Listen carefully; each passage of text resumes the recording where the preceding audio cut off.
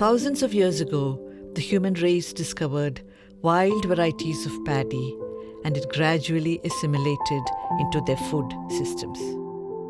Over time, through genetic mutations, human intervention, and selection, new indigenous varieties of paddy were developed.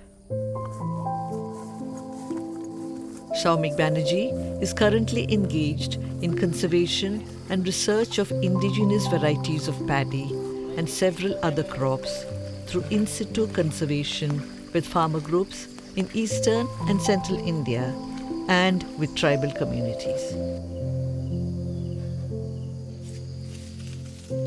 He lives in a forest with his family in Paraswada, Madhya Pradesh.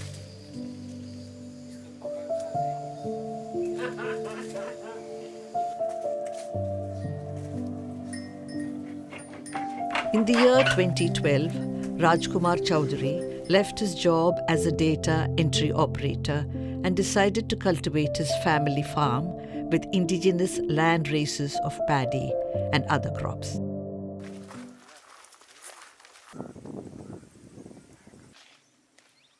Rajkumar has his conservation plot in Lotmara, Madhya Pradesh.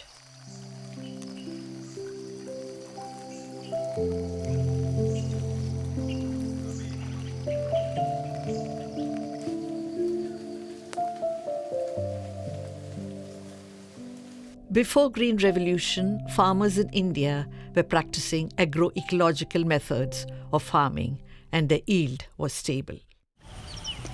पहले हमारे पूर्वजों ने जैसे चलाए थे तो देसी बीज का किए। देसी बीज के बाद में सब परिवर्तन बदला कि भाई हाइब्रिड सबके देखा सीखी हाइब्रिड रखे। लेकिन हाइब्रिड को जिसको लैब में या रिसर्च स्टेशन में बनाए जाते हैं उसमें उनका एकमात्र उद्देश्य रहता है उत्पादन को कैसे बढ़ाना है।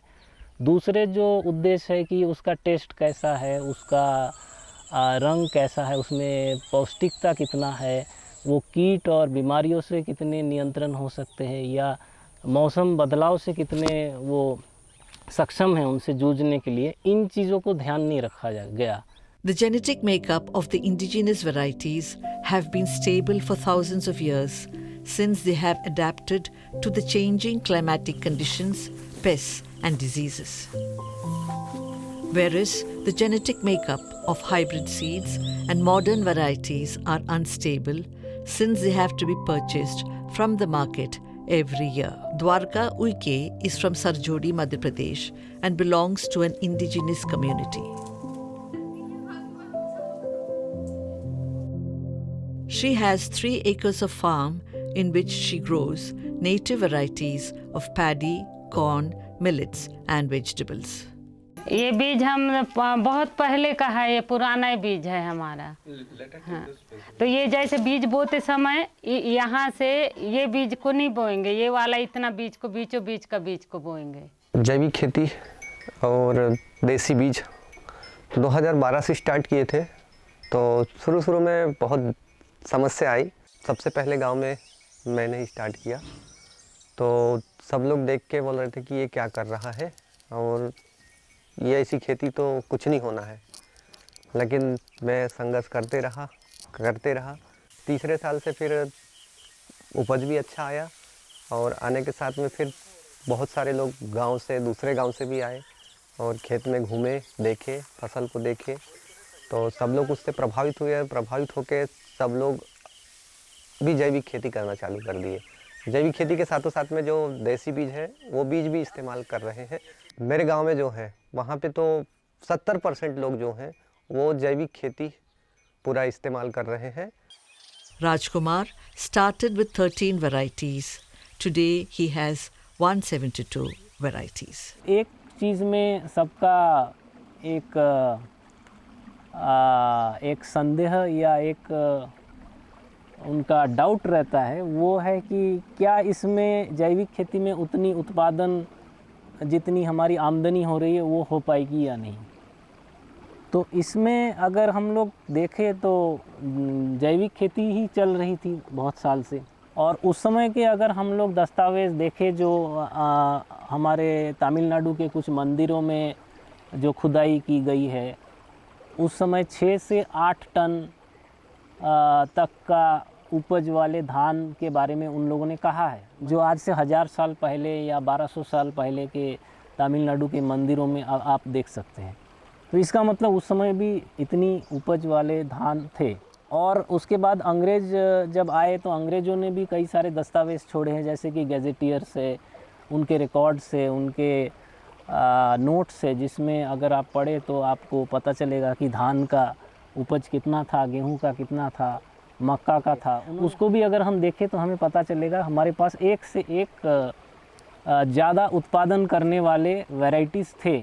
और ये सारे उस समय का टाइम का है, 1950 या 1940 के टाइम का है। उस समय लोगों ने इतना उत्पादन लाए। तो ये जो एक कहना कि हमारे सारे बीज जो है बहुत कम उत्पादन देते हैं और उत्पादन की बहुत कमी है देसी बीजों में, ये एक गलत है। This is Saumik Banerjee's conservation plot. He has around 350 indigenous paddy varieties. Soil is a living system. It contains millions of microorganisms. If we remove these microorganisms, the soil becomes lifeless. There is a deep, interwoven relationship between the microorganisms and the plants. देसी बीज रखने में हमको वो फ़ायदा है कि इसमें रासायनिक खाद नहीं लगता हमको, जैविक खाद से हम लोग इस्तेमाल कर लेते हैं। तो हमारी जगह जो है ये बच जाती है, बंजर नहीं हो रही है। तो ये जो हम लोग तत्व डालते हैं, जैसे गोबर हो गया, गोमूत्र या पत्ते या इस तरह के जो भी चीज़ें बनाए जाते हैं, तो इसमें काफ़ी सारे जीवाणु रहते हैं, बैक्टीरिया, फंजाई, अलग अलग तरह के सूक्ष्म जीवाणु रहते हैं। और ये एक तरह का एक कल्चर है। जैसे कि हम लोग दही बनाते हैं तो थोड़ा सा हम दही का थोड़ा अंश दूध में डालते हो, पूरी दही बन जाता है। तो ये कल्चर है जिसको हम मिट्टी में डाल रहे हैं। तो मिट्टी में ऑलरेडी बहुत सारे सूक्ष्म जीवाणु है, वो हो सकता है कि थोड़ा सा इनएक्टिव है या उनको एक कैटलिस्ट की ज़रूरत है। तो ये कल्चर उस काम को करता है। टी में जितने भी तत्व है वो एक तरह से उसमें ताला लगा हुआ रहता है, मिनरल्स जो है, और ये जो सूक्ष्म जीवाणु है इन ताला को खोलने का काम करते हैं। इनके एंजाइमेटिक रिएक्शन से ये मिनरल्स रिलीज़ होते हैं और उससे एक ऑर्गेनिक फॉर्म में ये पेड़ इनको एब्जॉर्ब कर लेते हैं, जैसे कि एमिनो एसिड्स के फॉर्म में या पेप्टाइड्स के फॉर्म में या कॉम्प्लेक्स शुगर्स के फॉर्म में या फैटी एसिड्स के फॉर्म में ये एब्जॉर्ब होते। इसको रिलीज़ करने के लिए, इसको अवेलेबल कराने के लिए माइक्रोब्स काम करते हैं, सूक्ष्म जीवाणु। ये जो हमारी मिट्टी दिख रही है, ये मिट्टी में बारीक बारीक छिद्र हैं। ये छिद्र हमारे मित्र कीट जो हैं, केचुआ हैं, और बाकी मिट्टी में जो माइक्रो न्यूट्रॉन्स हैं उनके कारण ये बारीक बारीक छिद्र होते हैं। और ये मिट्टी आपको जैविक वाले खेत में ही मिलेगी, रासायनिक खेत में आपको ये मिट्टी नहीं मिलेगी। और ये मिट्टी में पौधे की जड़ जो है आसानी से जाती हैं और पौधा स्वस्थ रहता है और पौधा तंदुरुस्त होकर अच्छा ग्रोथ करता है और इससे हमको उपज भी अधिक होता है। मतलब ये एक रिश्ता है जिसमें पौधा उनको कुछ खाने की चीज़ें देते हैं, जैसे कि शुगर्स, और उसके बदले में जीवाणु उनको कुछ चीज़ें देते हैं, जैसे कि नाइट्रोजन, फास्फोरस, पोटेशियम और जितने भी तरह के मिनरल्स है, अलग अलग तरह के प्रोटीन से, ये सब वो उपलब्ध कराते पौधे को। एक तरह से पौधे का जो पाचन क्रिया का जो जगह है वो मिट्टी है। जैसे हमारे शरीर में हमारा पेट है, हमारे पेट में करोड़ों खरबों हमारे जो है जीवाणु है। मिट्टी के अंदर इतने प्रकार के तत्व है जो हम लोग अनगिनत, हम लोग गिन नहीं सकते। केमिस्ट्री में एक पीरियोडिक टेबल होती है, उसमें 110 एलिमेंट है। शायद मिट्टी में 110 नहीं तो 100 एलिमेंट्स होंगे, लेकिन हमारे खाद में 3-4 ही एलिमेंट रहते हैं, बाकी सारे कहाँ से आएंगे? पौधे को तो सारे चाहिए। तो जब हम इन चीज़ों को डालते हैं तो पेड़ तो हरा भरा दिखता है, लेकिन उसके दाने में दम नहीं है, मतलब पौष्टिकता नहीं है। और जो रसायन खाद का है वो उसमें अपन को अपने शरीर में जो ये है उसमें बहुत ये आने की प्रॉब्लम आ जाता है उसमें। उसी से है जैसे घुटना दर्द होना, सिर दर्द होना, पेट दर्द होना, ये होता है उससे। इसलिए हम लोग पहले थोड़े बहुत डालते थे, ऐसे जैसे 3 एकड़ के ज़मीन में है तो 10 किलो 20 किलो ऐसे ला के, वो भी जैसे आने के अपन रोपा डालते हैं, धान का रोपा, उसमें जैसे बढ़ोतरी के लिए डालते थे। नहीं तो अभी अब वो डालना भी छोड़ दिए, बीमारी बहुत लगता है दीदी उसमें। तो रसायन जो है वो भेदभाव नहीं करता है, वो सबको समेट के मार देता है। जब से देसी वाला बीज इस्तेमाल किए हैं और जैविक खाद डाल रहे हैं खुद बना के, और पेस्टिसाइड में भी कीट नियंत्रण के लिए स्वयं ही दवाई बनाते हैं, तो इससे पर्यावरण की तरफ देख रहे हैं तो हमारे जो खेत में मित्र कीट हैं वो तो भाग नहीं रहे हैं, आ रहे हैं। और बीमारी का भी लगने का कोई चांस दिखता ही नहीं। कभी कभी मौसम की मार पड़ी तभी बीमारी के चांस दिखते हैं। फर्टिलाइज़र है वो भी जब हम लोग डालते हैं उसमें से सिर्फ 10% मिट्टी के काम आता है, मिट्टी या पौधे के काम। 90% 90% तो हवा में उड़ जाता है या पानी में बह के कहीं चला जाता है। और हाइब्रिड बीज के लिए एक तो किसान को बीज खरीदने के लिए भी पैसा लगता है, दूसरा उसको खाद डालने के लिए भी पैसा लगता है, और कभी कभी उसमें हाइब्रिड में अगर कोई प्रकार की बीमारी लग जाती है तो किसान को उस हाइब्रिड धान में कीटनाशक दवाई के लिए भी पैसा लगता है। और जैसे अपने देसी बीज में अगर अपने को कोई प्रकार की बीमारी लगती है तो अपने घर में ही किसान एक मटका खाद तो होता है जिसमें 5 प्रकार की पत्तियों से अपने घर में ही कीटनाशक दवाई का उपयोग कर लेता है। तो मैं तो अपना अनुभव बताना चाहूँगा कि हाइब्रिड की तुलना में देसी इनकम में भी कम नहीं है। इसकी जो कुछ वैरायटियाँ हैं, जैसे यहाँ की फेमस वैरायटियाँ हैं, काली मुछ है, चिन्नौर है, जीरा शंकर है, दुबराज है, इन वैरायटी का चावल जो है वो मार्केट में इसका रेट भी अच्छा है। 1 एकड़ में अगर हमको उपज भी कम हो रहा है तो रेट की दृष्टि से रुपया में ज़्यादा इसका बन जाता है।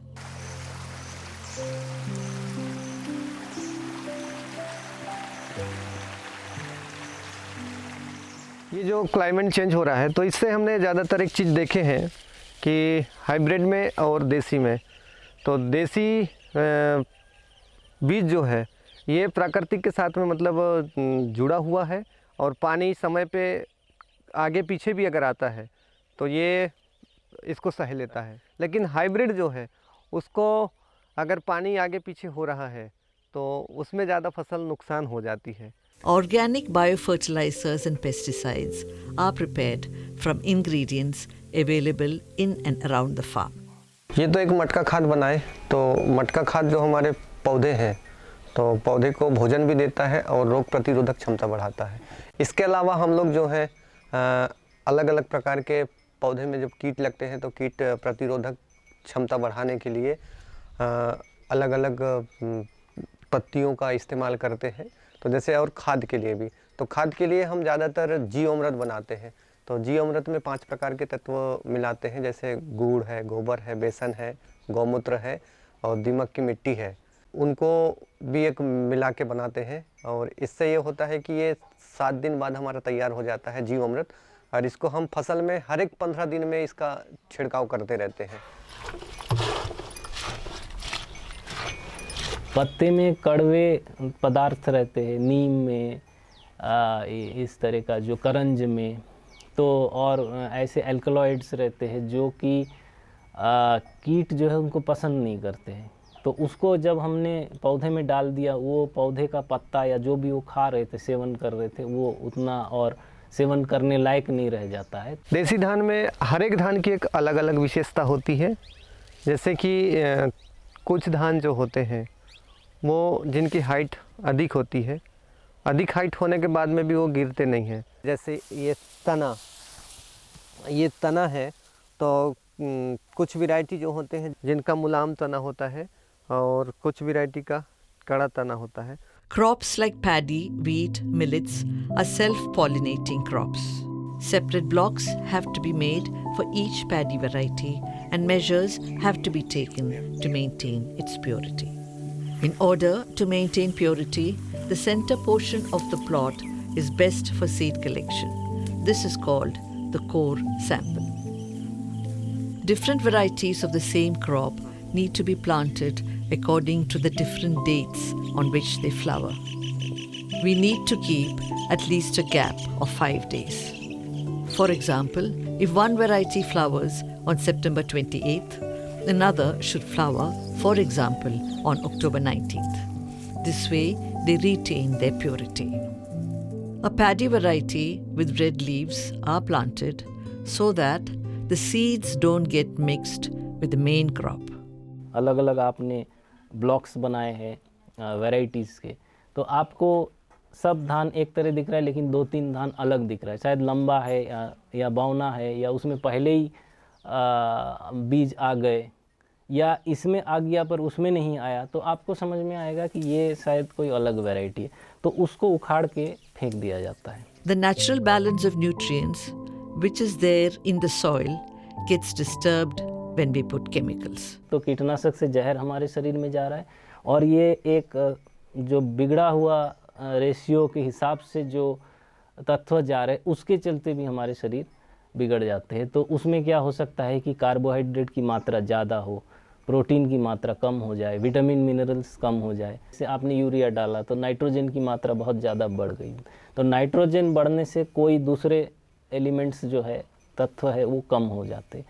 तो एक प्राकृतिक सिस्टम में जो एक बैलेंस बना हुआ है जो हमारे शरीर के लिए अनुकूल है वो बिगड़ जाता है. जैसे अपन ये जैविक खाद है, जैविक खाद का अपन सब्जी में डाले, आने ये भट्टा है, मिर्ची है, सब्जी के जो भी इसमें है डालें, तो उनका जो स्वादिष्ट है वो अलग है, स्वादिष्ट भी लगता है और उसमें पोषक तत्व भी मिलता है. तो इसमें हमेशा ज़्यादा पौष्टिकता आपको मिलेगा देसी धान में. इसमें आपको मिनरल्स मतलब कि आयरन हो जाए, चाहे जिंक हो जाए, इस तरह के कॉपर, ये सब चीज़ें आपको ज़्यादा मात्रा में मिलेगा. विटामिन्स भी आपको ज़्यादा मात्रा में मिलेगा. इसका प्रोटीन कंटेंट भी थोड़ा सा हायर है दूसरे हाइब्रिड धानों से.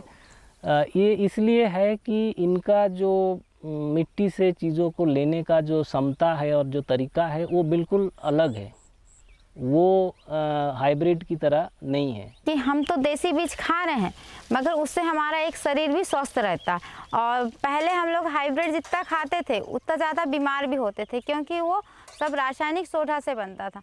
ये कुटकी का बीज है, ये कुटकी का बीज है. इसको खाने से ताकत मिलता है, पोषक तत्व मिलता है. और ये जैसे ये है, ये मंडिया का अनाज है, ये मंडिया है, तो ये मंडिया में जैसे गरम होता है, जैसे अपन डिलीवरी भी होते हैं ना महिला लोग, उस समय भी इसका रोटी है, दलिया है, ये पिलाते हैं.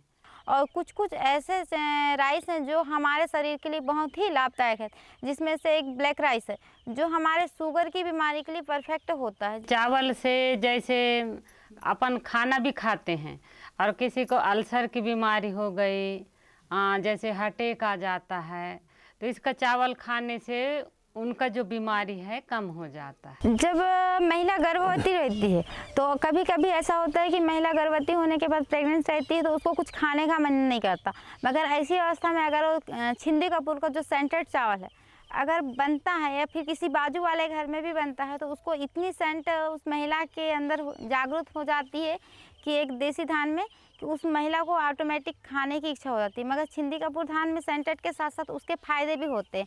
और कभी कभी हमारे घरों में पूर्वज बोलते थे कि अगर डिलीवरी के बाद या अपने को कि जितना ज़्यादा पुराना अपना देसी चावल है उसको ही खाना चाहिए. तो अभी जो हमारा नेशनल इंस्टीट्यूट ऑफ न्यूट्रिशन और अलग अलग जो रिसर्च से पता चल रहा है कि पौष्टिकता घटती जा रही है. क्यों घटती जा रही? एक तो मिट्टी खराब हो चुकी है, दूसरी हमारे जो वैरायटीज़ है वो भी ख़त्म हो गए. तो कंजर्वेशन का एक अलग उद्देश्य है और मार्केटिंग या हम क्या चीज़ हमारे एरिया में चल सकता है उसका अलग उद्देश्य है. दोनों अलग अलग है और दोनों की अपनी अपनी इम्पोर्टेंस है.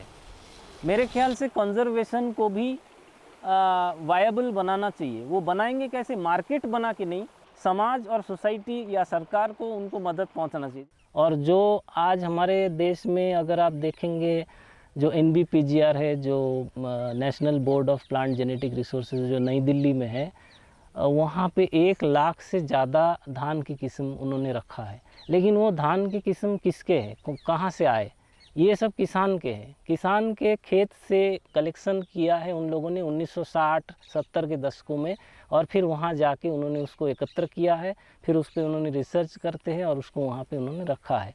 ज़्यादातर किसान के ही बीज वहाँ पे है, लेकिन वो सब बीज आज किसान के फील्ड में नहीं है। जो 1 लाख किस्म के जो बीज थे भारत में, आज वो हार्डली 5-6 हज़ार आप बहुत पूरे भारत खोजेंगे तो आपको शायद इतना मिल पाएगा, और ज़्यादातर हमारे फील्ड से गायब हो चुका है।